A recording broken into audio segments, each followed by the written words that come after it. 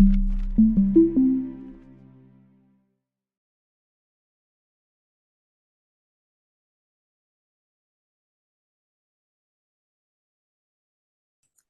everyone on this special webinar dedicated to exploring the theme of people-centered smart cities in commemoration of World Cities Day 2025. Since the schedule is tight and we had to adjust the plan a bit, we would like to invite Professor Calzada to start with his first presentation on the webinar. Okay, good morning, everyone, and thank you to MDPI and the Smart Cities editorial team for convening this dialogue. And also, I would like to thank the speakers, particularly Professor Esteban Almiral, to change the schedule. I'm in Oslo at the moment in the International Conference of Digital Sovereignty, and I need to jump to my keynote just after this presentation. So thank you very much for a change. So when I began working on people-centered smart cities, around 2018, my goal was to challenge the techno-managerial narrative that dominated the field at that time. So smart cities were being measured in sensors, not citizens. Yet cities are economic and social systems, not just technological machines. So in my 2021 article in the Journal of Urban Affairs, even coining the term people-centered smart cities, we analyzed 13 cities within the Cities Coalition for Digital Rights, led by Barcelona, Amsterdam, and New York.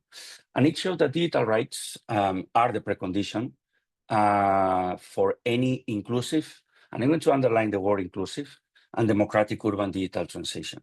So this research fed directly into my work as a senior advisor to UN Habitat. So I think it's very timely, this event, the World Cities Day 2025, because probably it's very retrospective story and analysis what I'm going to do.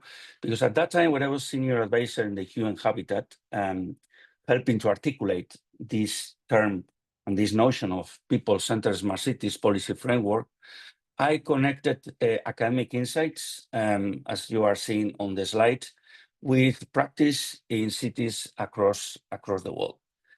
But what does people-centered smart cities mean in 2025 since 2018? Well, as I'm anticipating in my forthcoming book, that will be out by Christmas by Springer Nature, called Datafied Democracies and AI Economics Unplugged.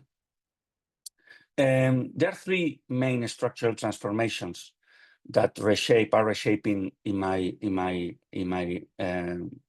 view this agenda. The first one will be the emergence of AI economics as such, where generative AI, as we are going to see probably in the rest of the presentations after myself, where generative AI and automation are redefining value creation as such, but particularly also labor. The second element would be the urgency, is why I mentioned before that probably we need to emphasize that as United Nations advocates, we cannot leave behind anyone. So the urgency of digital inclusion, ensuring that technological progress translates into social cohesion and equal opportunity. And less important, and it's probably the reason why I'm here in Oslo, in Norway, in a conference organized by the Norwegian government on digital sovereignty. So the third element would be the consolidation of data sovereignty. It's a tough topic as such, geopolitical topic, but at the same time, very timely due to the rivalry between blocs and regions worldwide. So the consolidation of data sovereignty as cities and regions reclaim control over data governance and global platforms. So in short, the smart city of the 2020s is not only about technology, but about how AI economics, digital inclusion, and data sovereignty intersect to produce and not erode, and probably another keyword, public value. And we need to produce public value and not eroding that. So this is why in the next minute, I'm going to present 10 key challenges, summarizing how cities should face this time. So as they seek to align these three principles in practice. So in AI economics, as I said before, I think that we need to refine value creation. AI-driven urban economics risk deepening inequalities unless we design mechanisms for public value redistribution, aligned with Mariana Mazzucato's mission-oriented innovation theory. The second element or challenge would be democratizing AI infrastructure. As I explore in my book, my Springer book, that is going to be out at Christmas, municipal and regional innovation systems, as we are going to see later on, must invest in open, ethical, and participatory AI ecosystems rather than outsourcing intelligence to global vendors. We are discussing about this particularly here in Oslo these days. So the third challenge would be from automation to augmentation. You know, there is a very relevant discussion on that. Cities must use AI not to replace human work, but to augment collective intelligence, civic participation, and also social economy, if possible. The fourth challenge would be the ethical foresight and the algorithmic accountability. The urban AI requires anticipatory governance, embedding ethical foresight into procurement standards and experimentation sandboxes. So this is for the three main challenges for AI economics. And what about digital inclusion? Well, beyond access, we need to look towards capabilities. Inclusion is not only connectivity, it's about empowering cities to act meaningfully in digital context, echoing the sense capability approach. And as you're going to see on the left-hand side of the slide, recently I published an article in a journal, Discover Cities, just summarizing the main conclusions from a summer school that I directed, summer school in San Sebastian in the Basque Country, in the north of Spain, entitled Digital Inclusion and Generative AI, in which we show that AI can amplify inequality if design ignores marginalized groups like migrants, elderly people, and also precarious workers. So the sixth element of the sixth challenge within the digital inclusion would be education and civic literacy. Building inclusive smart cities means embedding digital civic literacy in schools, in libraries, and communities, making AI governance legible to citizens. The eighth challenge is interoperability and trust. Inclusion requires interoperable, transparent, and accountable platforms. Trust is probably a technological and social infrastructure. And let's go to the third block. I mentioned, again, AI economics, digital inclusion, and data sovereignty. So what about the last two challenges on data sovereignty? So that resonates with an article actually published in this journal, in Smart Cities, called Data Sovereignty through Data Cooperatives. To be honest, with a very interesting turnout in terms of views and citations. So I'm very glad that MDPI Smart Cities published my article, in which I argue that the future lies in cooperative and federated models, where citizens co-own data and share its value. Is exactly what we are talking here in Oslo with institutions like freeware and like Linux, like Amazon, like Microsoft and Gaia X, among many others. So the last challenge would be the territorial and democratic sovereignty. Finally, sovereignty, despite the fact that it's a controversial term, must be territorial, rooted in local governance and regional ecosystems. Smart cities should not depend on distant data centers, but govern data as a democratic resource through collective institutions.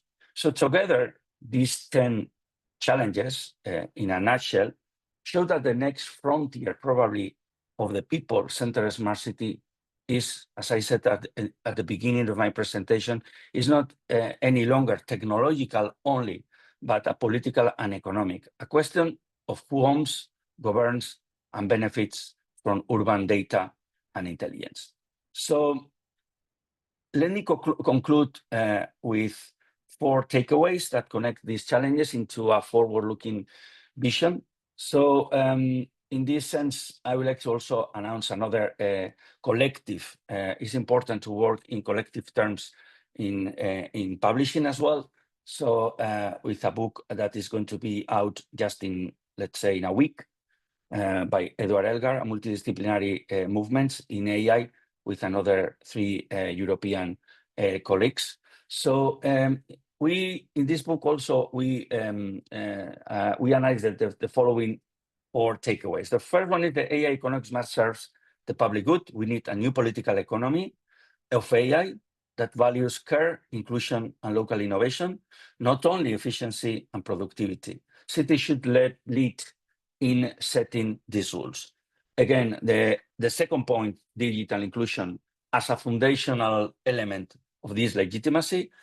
People-centered smart cities legitimate only when all residents, regardless of age, income, and migration status, can participate meaningfully in its digital life. This is very much the UN Habitat approach to smart cities, not leaving anyone behind. The third takeaway would be something that is ongoing. I think it's very early stage of this debate of data sovereignty, digital sovereignty, technological sovereignty. I prefer to talk about data sovereignty. Is much clearer in academic terms, at least. So data sovereignty is a democratic sovereignty. Governing data locally, transparently, and collectively is essential to rebuild trust and autonomy in the face of global platform capitalism. And the last takeaway would be that urban AI is the next paradigm. We are moving at the moment from smart cities to urban AI, when we must shift from automating cities to creating urban intelligence through ethical and participatory AI. So to conclude, and this is my last part of my presentation, sticking to the time as well, is that probably to conclude that people-centered smart cities are not an end state. They are a continuous process, is what we are seeing, adding different layers, different challenges. So they are a continuous process of balancing. And for me, this is a key element. We need Schumpeter, but probably we need much more Karpolanyi at the moment. Balancing technological innovation with social economy. And also we need Hannah Arendt. We need democratic values. So not by any price, we need to implement, we should implement urban AI.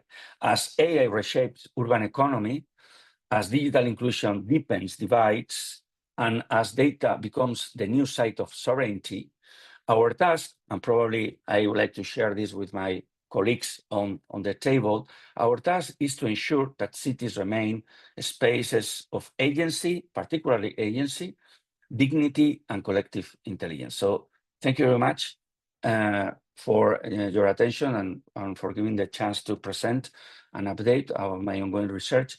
And I look forward to your reflections and deepenings and the dialogue on how AI economics, digital inclusion, and data sovereignty can together shape the next generation of people-centered smart cities.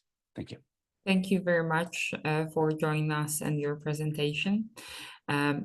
We now welcome Professor Almiral to deliver his speech and presentation.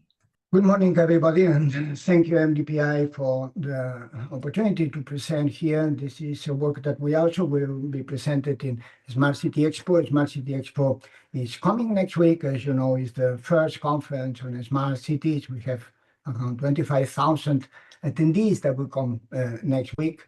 And this is just the other side of the point. I mean, this is how generative AI is going to not increase, but close the gaps that the administration and governments created between citizens and the administration. For example, closing the bureaucratic gap that is so important and in places like Europe. So let's start with my presentation. Okay, here we have it. And this is a work that you can download. This is artificial intelligence scenarios in the public sector in 2030, and you can download it. It's available to everybody. We created with Antiverti and SADE, the Center for Smart Cities, and the center that I direct in SADE, and it will be presented. And you have here the link for anybody, if anybody is interested. It's in antiverti.com, Knowledge, Artificial Intelligence, Public Sector 2030. So what is the first point? The first point is that we are in a turning point where the public sector is going to reinvent itself because we have a disruption, this disruption that is AI. And let's look for a second at the disruption.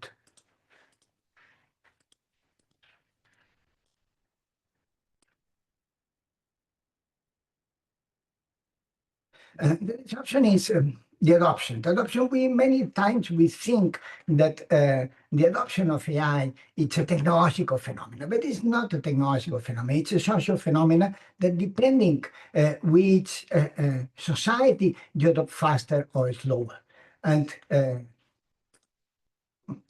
this happens, today is different because for the first time, we have something that is completely new.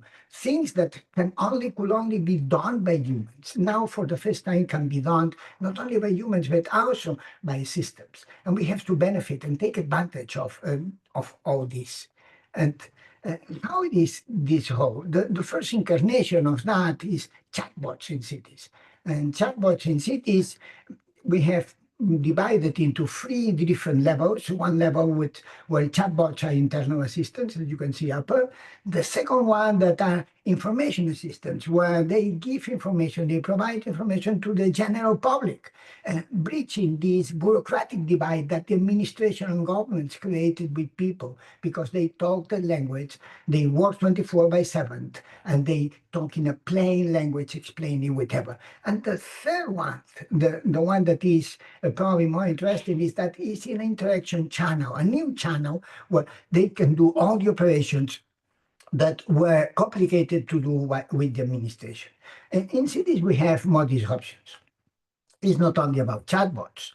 In cities, we have also on-demand autonomous mobility. We have also humanoid robots. Many disruptions are coming, and you can see all of them here.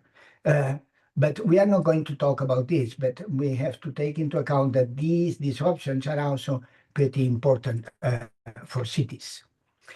What is the global state? One of the things that we did in this study is to go through the different cities and see what is the state of chatbots.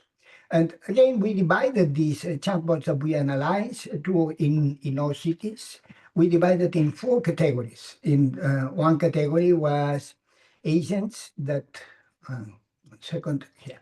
And one category was agents that interact with data and do things. There are very few of them, but they are starting. Another one, assisted transactional support for transactions. The most common one is just information. It's just contextual guidance and so on. And finally, just plain information. These are the four levels of agents. We analyze a lot of chatbots around the world. And here you have a summary of the ones that we analyzed from Asia, Latin America, Europe. And in some countries, they are more developed. In other countries, they are less developed. Each chatbots, of course, the majority of them are in level one. In level one, they provide just basic information. Some are in level two, they provide more in-depth information, taking into account the data and the bureaucracy and the rules of the different government. In level three, already data, and the ones that do real transactions and interact with the system and so on, there are very few of them, but they are growing each in level four. That's what we have been analyzing. Then in this report, you can find a blueprint for local administration, how we envision cities in the future. Cities taking advantage of this technology, in this case, basically chatbots, not the rest of technologies.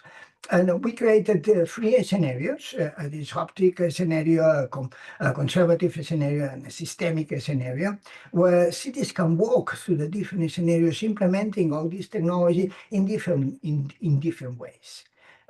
For that, we created a roadmap for cities where you can balance the different risks. And this is the roadmap that we created. And in the first roadmap, this is what most of the cities are doing. These quick wins with just information on chatbots. And this is becoming pretty common. The second level is this one, contextual guidance. So you have some data, and then you use this data to guide through either the rules, the super complicated rules of the administration, or just information about cities or about other matters.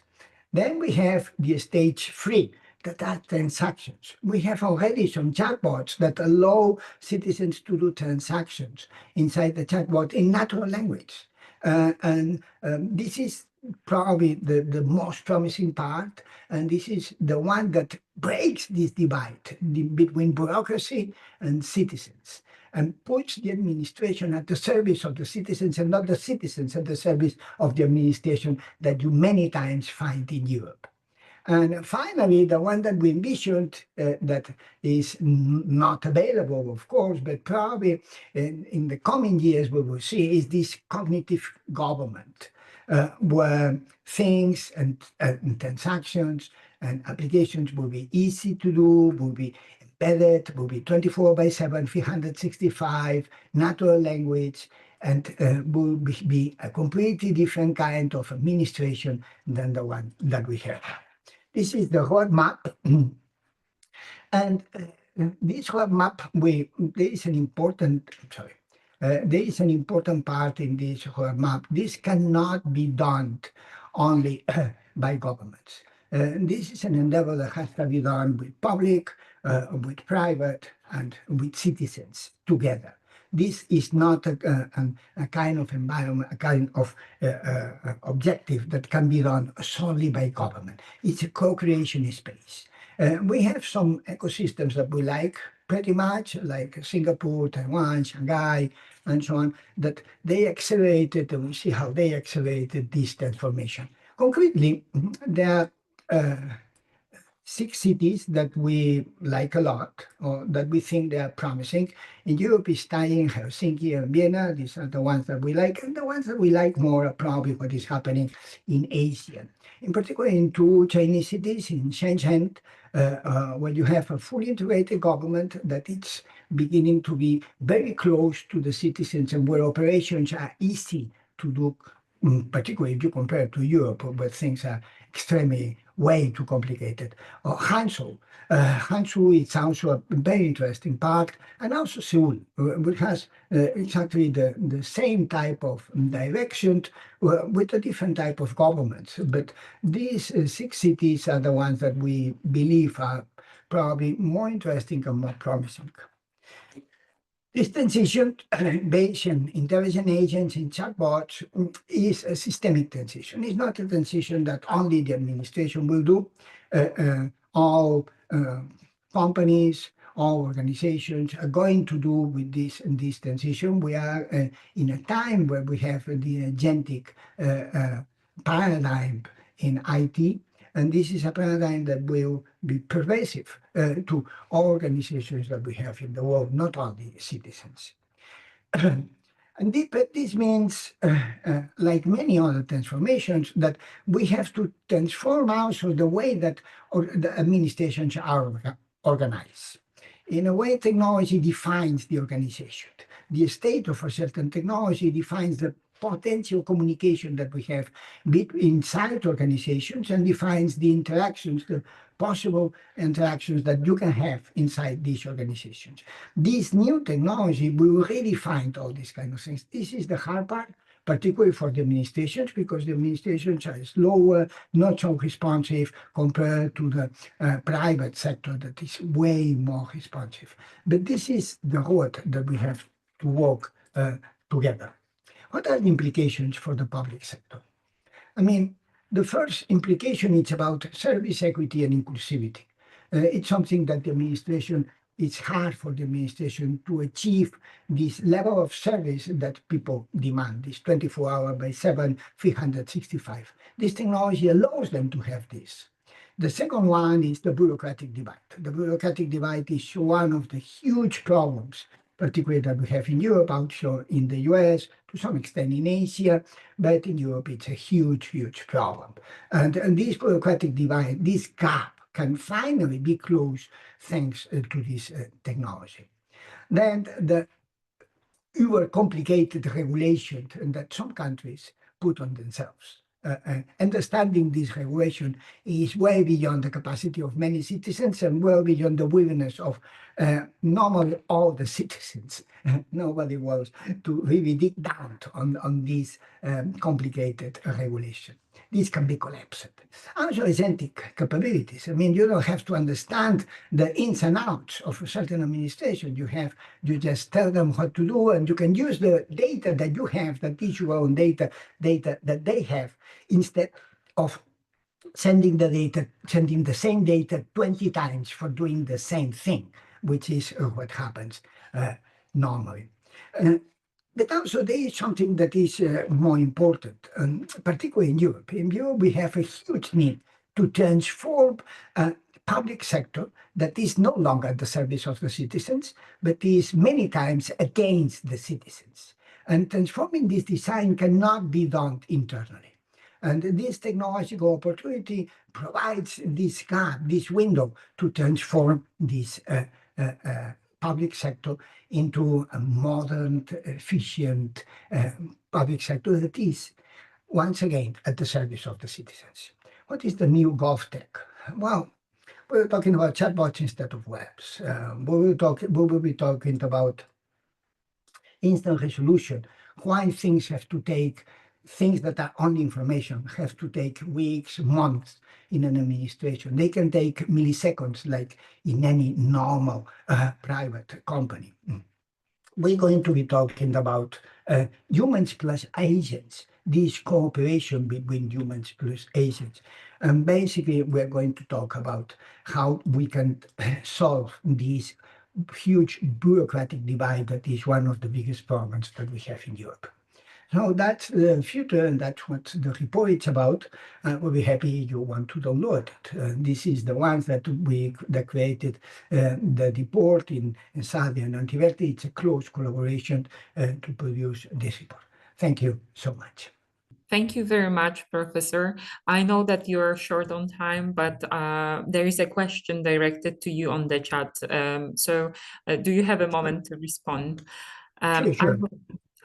The question is, how, according to your opinion, chatbots and another generative AI technologies can support becoming future cities to more inclusive for persons with health disabilities, including mental disabilities? Well, that's thank you for the question. That's a wonderful question. Now we have multimodality in chatbots, chatbots that can have visual, can work visually with headstands that can talk and so on. So if you have a hearing disability, there is no problem to use a sign language to communicate with you. Try to do that in a normal administration. You have to be lucky to find someone that can do that. Chatbots can do that easily, effortlessly. There is no problem. The same thing, the same way you have chatbots can accommodate to your way of reasoning. If you are old, for example, you probably are slower than the other people. You need things to be repeated in a very plain language and so on. You will annoy any public servant, and it will be probably a disaster. The chatbot doesn't care. The chatbot will repeat things 20 times if needed, will repeat things in a very plain language, will explain them, will do things for you. something that the public servant probably is not going to do, never ever. So it's a different qualities of service that can be multimodal and can adapt to what citizens need, providing a service to the citizens and not making the citizens serve the administration, which is what we are currently living in Europe. Thank you. Thank you very much, Professor, for your response. And thank you, Shmuel, for the questions, for the question.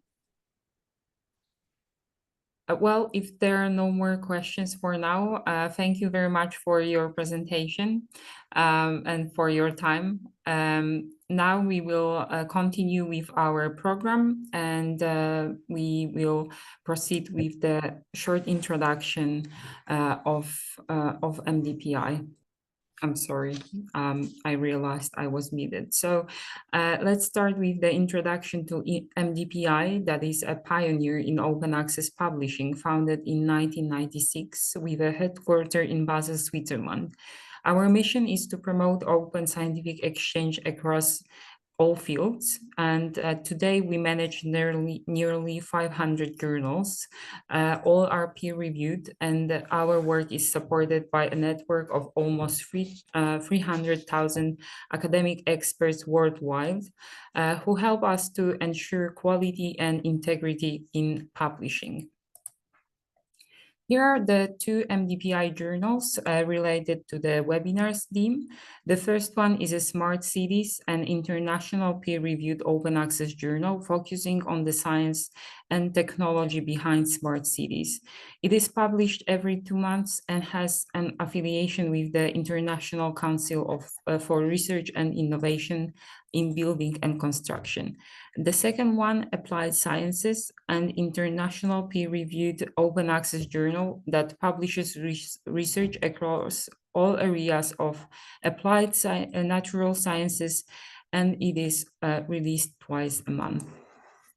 So there was minor changes related to the program. So Professor Calzada has already had a chance to deliver his presentation titled People-Centered Smart Cities from Action Research, New Research Avenues in the Age of Urban AI.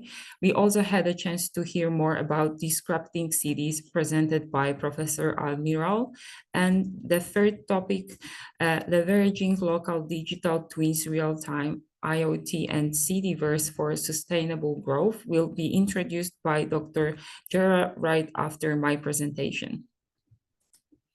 In connection with today's webinar, there are several ongoing special issues that align closely with the theme. One titled Smart City and Sustainability, Advanced Technologies and Future Challenges, that is published in Applied Sciences. And the second one is Free City Modeling and Remote Sensing, Advances, Challenges and New Technologies, that is the second edition and published in Remote Sensing. For the scope and more details, I encourage you to check the provided links that are also available on the webinar website.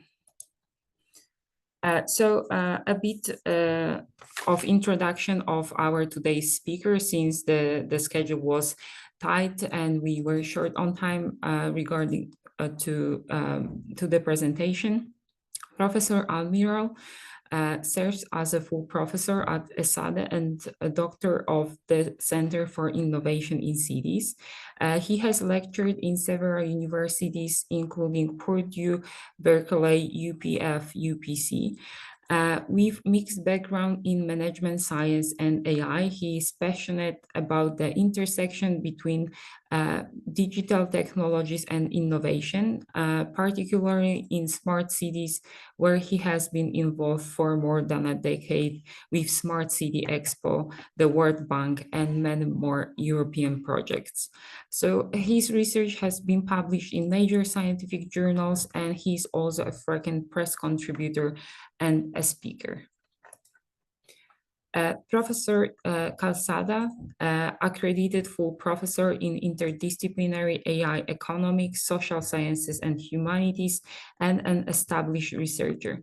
He's principal investigator in the Public Policy Department, University of the Basque Country, an Iker Basque scholar and affiliated with Cardiff University.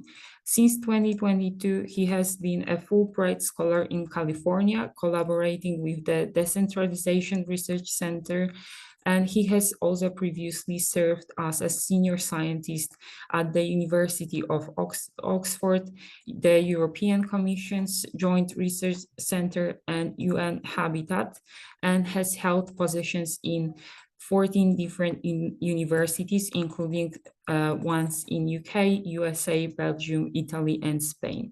Prior to this, he worked at Mondragon Cooperatives and as a Director of Innovation and Technology in the Basque government.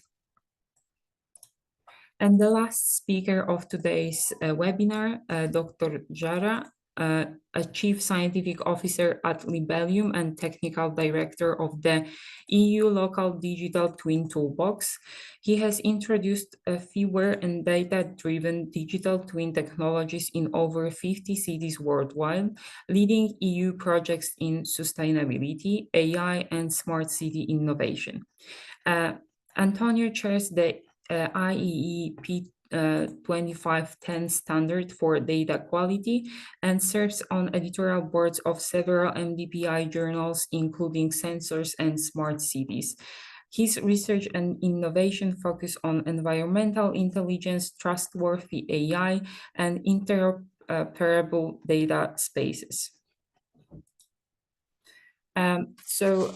Regarding the webinar itself, we also encourage you to leave your questions in the Q&A box at the bottom of your screen anytime during the webinar. Thank you very much, and I'm happy to give a voice to Dr. Jara for his last. Excellent. Thank you so much for the opportunity to be here with these people that I really appreciate, Igor and Steve. Esteve, so thank you so much for the opportunity to be here and also to share my vision about what we are doing more in a company side. As I mentioned, I am the scientific officer, so I am in a little bit in the middle between being academic and being in a startup like Libellium that is already doing, I think, very relevant, interesting things in the domain of smart cities. And it's also for me a big honor to be part of the editorial of the Smart Cities Journal in MDPI, and always for the support for making open access for a lot of relevant resources. And today, as the World Cities Day, very happy to show you what Libellium and also in some activities from the European Commission we are working in order to create these local data twins, cityverse, promoting several key technologies like data spaces. So first of all, we are living now a big change in the context, in the global context, in terms of the climate emergency, the extra regulatory about emerging technologies for sustainability. For example, we had the recent application of the low emission zones in cities like Barcelona, Madrid, and across Europe, with all the challenges this is appearing and developing in other regions like France. We have also the need to have sustainable economy, what means digitalization of the industrial domain, urban co-living. Also the natural sectors need to continue being sustainable, promoted, conserved, but also with the guarantees that we are able to maintain them in the long period of time. And for me, the most important message to start is that sustainable decisions are not longer options. Now we are in the smart cities. I always claim that we are in a maturity stage. When we, as Libellium, started in Smart Santander 15 years ago, we just deployed sensors. And in Igor very clearly mentioned, we were monitoring sensors instead of cities and instead of human. So that was the beginning. That is no longer like that. So we started with sensors, monitoring things without a very clear objective. Now, today, we are accountable. We need to use digital twins, artificial intelligence, geospatial data, IoT, to guarantee that we are really able to demonstrate the benefits that the investment will have traceability with the outputs and the improvements, and that is exactly what we want to guarantee with the technology we are working on. So Libelium today is very oriented and focused on creating what we call environmental digital twins. I think that one of the strongest witness that we have in a city is the air. If we decode the air, if we really understand, we do deep analysis about the air, we can understand traffic, healthcare, urban health, all the environmental aspect of pollution, how is it impacting in the society.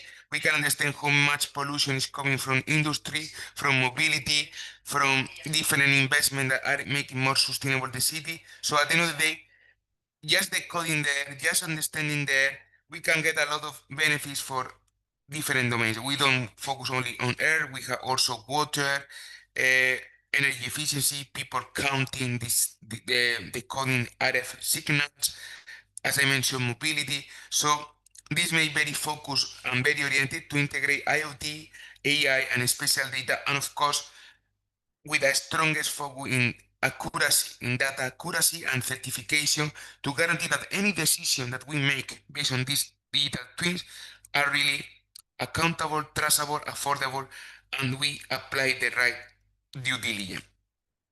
For that purpose, we are always moving from the sensors that we continue having a business unit manufacturing devices and to more platforms like you can see in this GIF, where we have, for example, this is called Iris 360. That is our open platform based on open standard like Fireware, GaiaX, OAS, EBIC, etc., in order to create the opportunity to really use all this data in the benefit of making better intelligent decisions. As we envision in Libelium and in cooperation with the European Commission, we have also the honor to have the AI factory, the artificial intelligence factory, like the Barcelona supercomputing centers nearby, supporting this vision, and also the European Digital Infrastructure Consortium that has established all the infrastructure for running Cityverse and local digital twin in Valencia.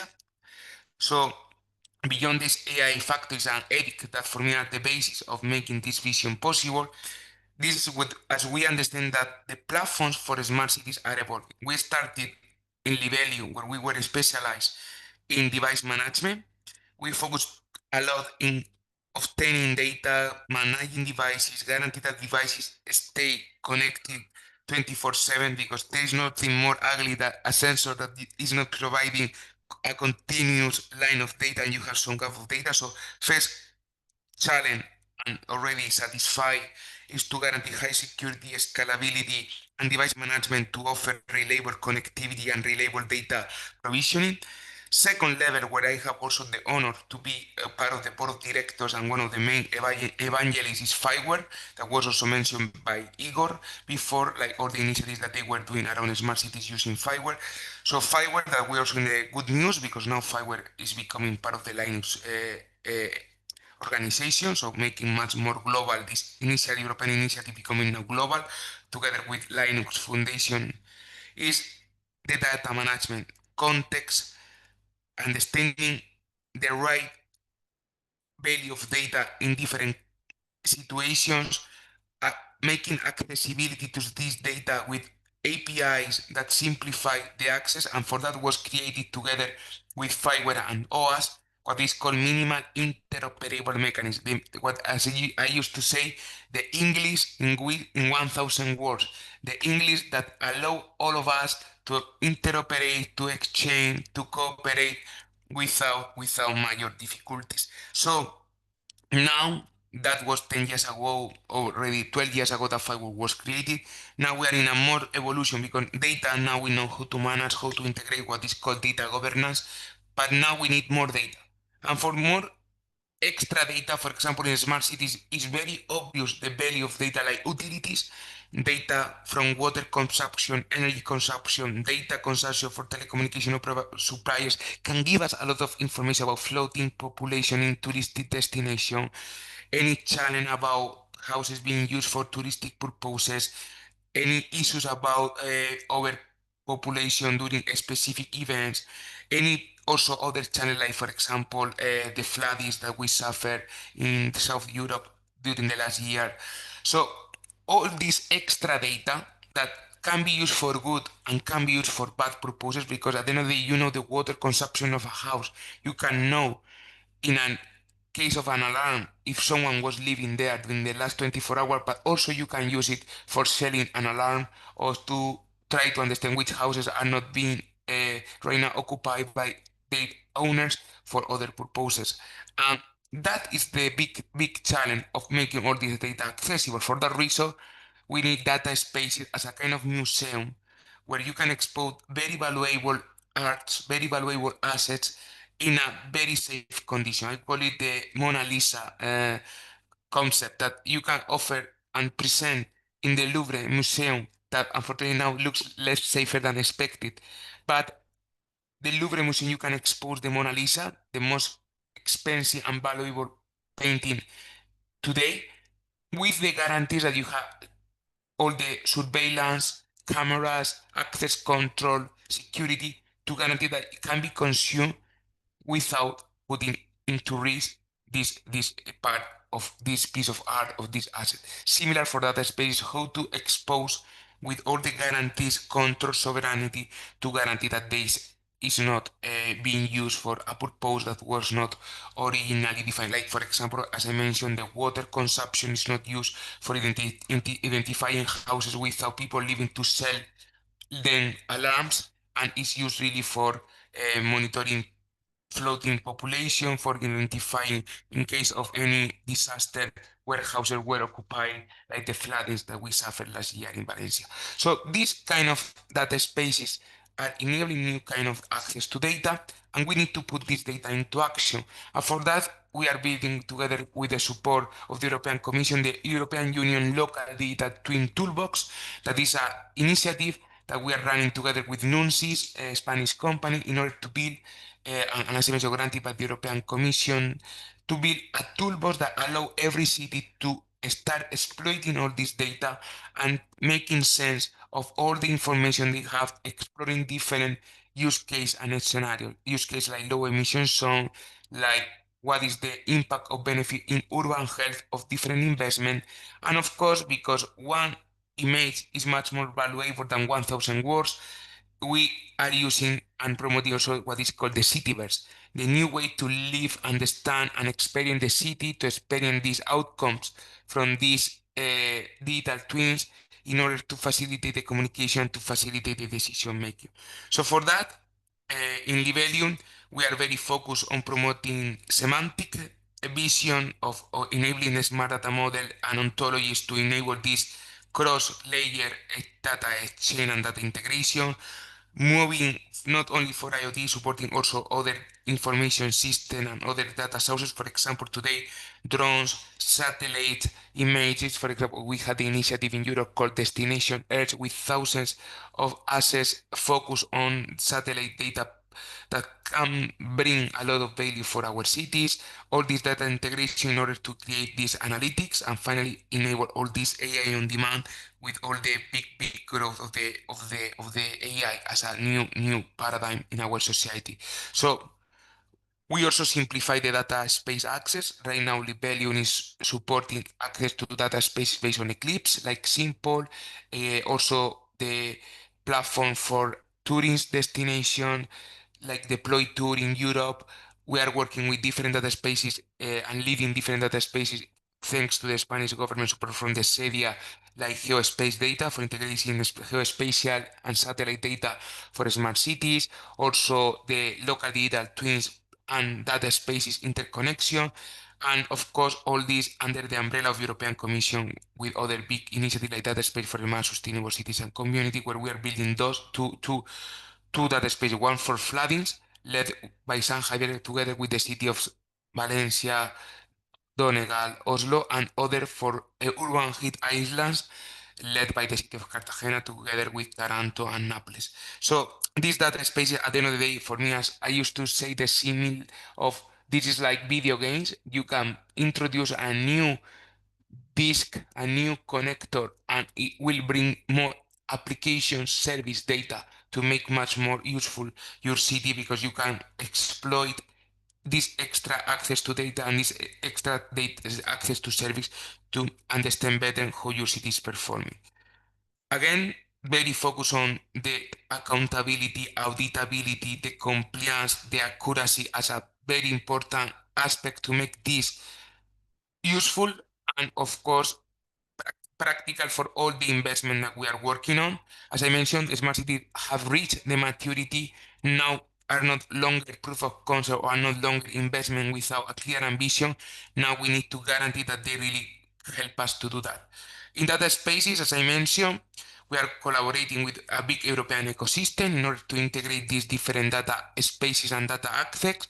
I have also the honor to lead the simple implementation for Smart City together with the European Data Infrastructure Consortium led by the City of Valencia.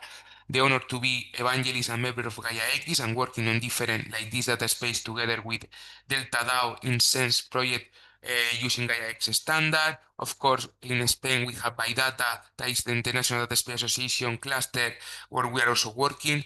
And of course, the other opportunity to leverage existing data like open data using CCAN and other frameworks that are in place like Eclipse, Simple, Fireware, where we are really engaged. At the end of the day, what we ambition and we are building is this access to the data space. Here you can see a real case. You can access this portal is totally open in portal.senseverse.eu. So in portal.senseverse.eu you can see a real smart city catalog with several services, with several algorithms, with several data sets where you can compute to use remote computation like a sandbox or a secure environmental for execution, or you can download the AI data. As I mentioned, you want to compute remotely means that it's like the Mona Lisa. You can consume in the infrastructure of the data owner or the service owner, but you cannot take it to home. And others you can, of course, take it, rent it, or just access remotely. So different ways to access. And here you can see, for example, a specific asset. What was come from another European activity was called Open.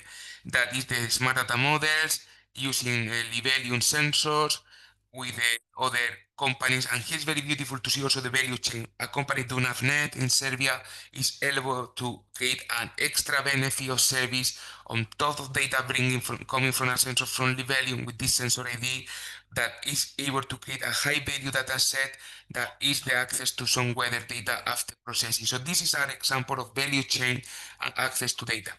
And now where we are working next, for me now the new concept I'm working and promoting and is having some relevant attention is what I call the AI gourmet, artificial intelligence gourmet.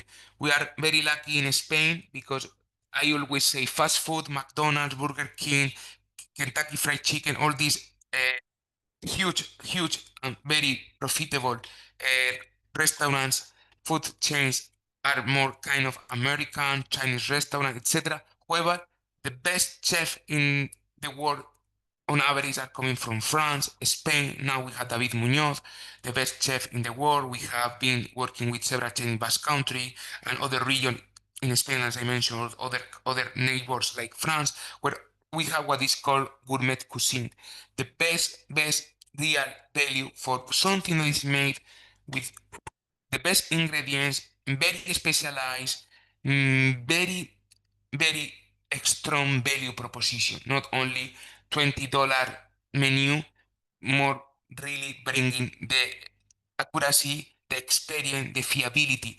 And for me, that is the AI gourmet, and is where I feel Europe has an opportunity.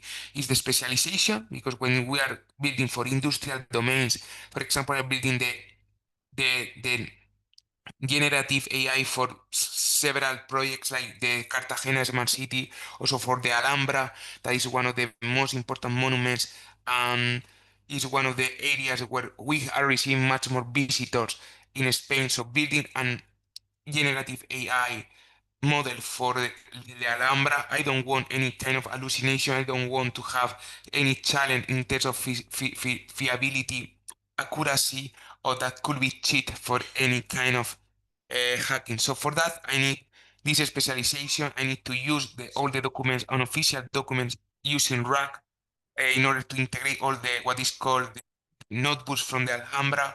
Use an SLM because I don't want to have a full LLM capability. I just want to make sure that they are able to write and to transform, and of course, prompt engineering to guarantee that I have the right outputs in terms of having the right information, avoiding any kind of manipulation of the prompt or manipulation of the chatbot, also to get the right output if I want to make a query to a database, so guarantee. And of course, these have all the benefits of specialization, AI Act, guaranteeing traceability, repeatability, local deployment. And I repeat, not global, just accurate. Here you can see an example, also implemented for Cartagena, where we can ask, please, what is the air quality for July, or what is the best place or best momentum to visit the port to avoid any cruiser being there for air quality reason or for noise or for crowd. So this kind of interaction are transformed into queries in the database. So from natural language to SQL queries. And of course, all this is using context data, near real-time data, so data that is not exposed yet. And here you can see the architecture. So we are really enabling this natural language processing to go to the SQL SLM to create this domain expert, and finally we are able to create these queries over Trino and this data from different data sources like open data and also private data using data space using Data Hub.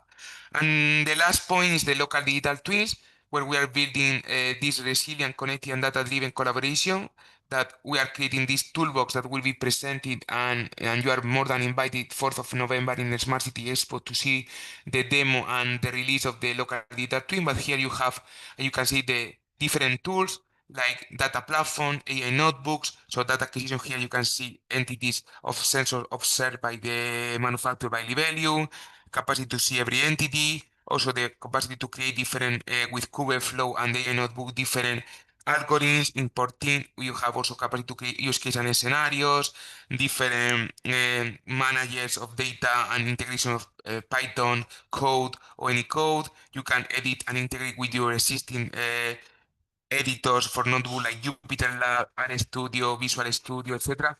And the last, and but not least, the Cityverse. What we want to promote all these data spaces, open data, urban data, platform, geospace data, geographical information system, into different use cases. For that, we have the Sense project in order to create this kind of session-based plus satellite and photogrammetry-based in visualization to promote the right use.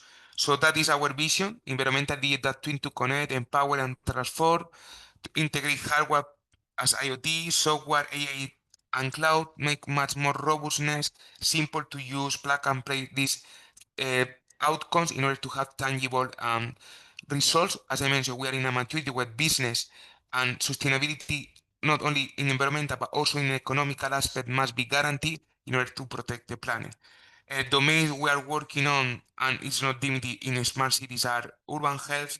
One of the domains I really love more because it's how to guarantee and how it is impacting all the benefit of the society in terms of good quality of life and also reduction of risk for having some disabilities. Water in our irrigation system, smart building, very important. The building are one of the key components of the city. How to bring, for example, the node IoT that has been standardized in the Spanish government to enable this communication of building with the city, urban mobility, low emission zone, people counting for tourists, and now all these different aspects.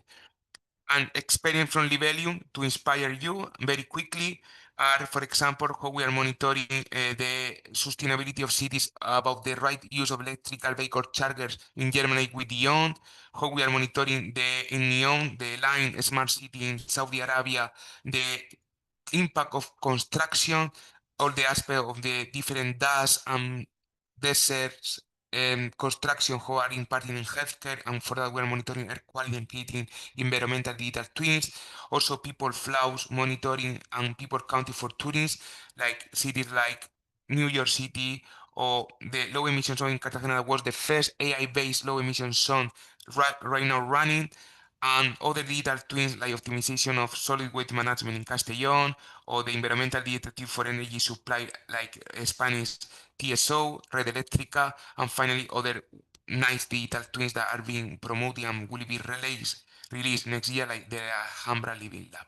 So here you can see more information about this example, like NEON, how they are monitoring the impact of the air quality and controlling the construction, the low emission zone in Cartagena, how we were able to test and validate all the different investments that were possible and prioritize and select finally the ones that have a justified and motivated benefit versus in the negative aspect of limiting access to the city by cars, so that we guarantee that all the investments were really aligned with the benefits.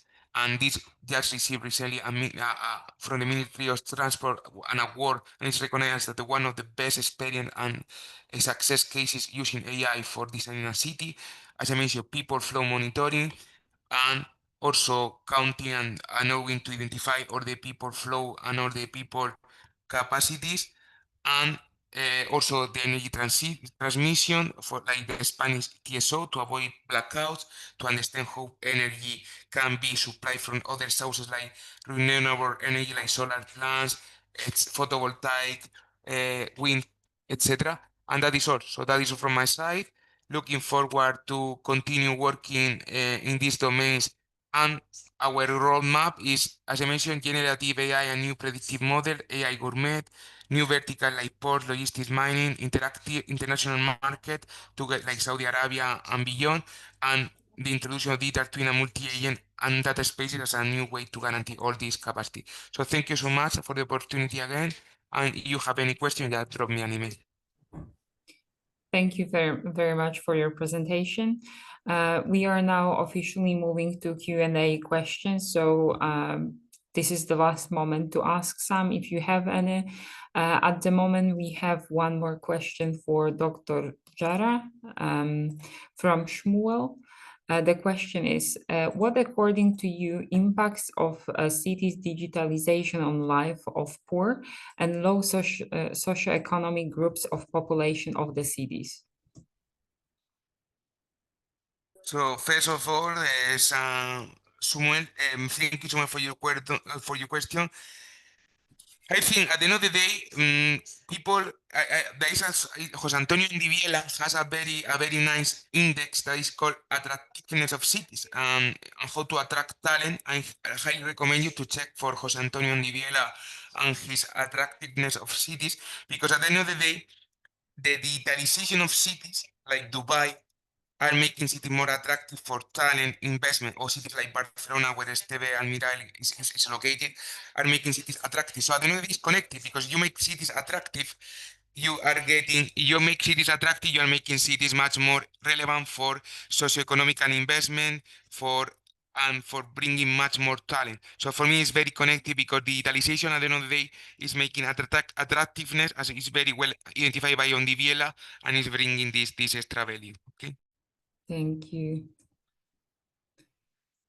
There are no more questions at the moment from the audience. First of all, I would like to express gratitude to all the speakers of today's webinar.